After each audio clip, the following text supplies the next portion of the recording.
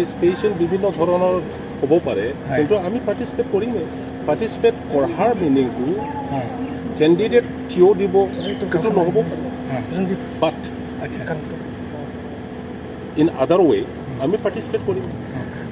Just আমি BTC কি হৈ আছে কি হোৱা নাই ইয়াৰ সম্পৰ্কে আমাৰ ADGP আৰু পুলিচ অফিচাৰসকলে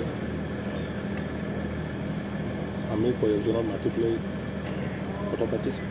ইয়াতে মই পাৰ্টিচিপেট কৰিছোঁ। বেলেগ তেনেকুৱা কংক্ৰিট পলিচি উমুক তুমুক সেইটো নাই। আমি জাষ্ট চিটুৱেশ্যন শ্বেয়াৰ কৰিছোঁ। সন্দৰ্ভত আপোনাৰ মতামত কি? কিহত ফেক এনকাউণ্টাৰ যিটো ফেক এনকাউণ্টাৰ বুলি কোৱা হৈ আছে বিভিন্ন দল সংগঠনৰ পৰা, সেইটো গভৰ্ণমেণ্টে ইনভেষ্টিগেট কৰিব। গতিকে ইয়াতে আমি গম পাম একচুৱেল ফেক্টটো কি আছিলে।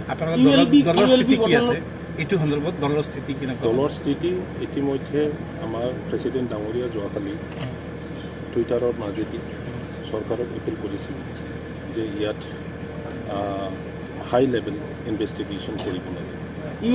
আৰু তেখেতে কিবা যদি উগ্ৰপন্থী সংগঠন গঠন হৈছিল এইটো হ'ব নালাগে, আৰু কোনো ধৰণৰ BTC বা অসমত ভাইলেঞ্চ কৰিব নালাগে বুলি তেখেতে এপিল কৰিছে।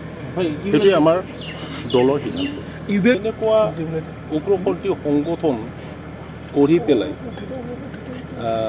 ৰান কৰিব পাৰা, মেনেজ কৰিব পাৰা আমি BTCত ব্যক্তি দেখা নাই।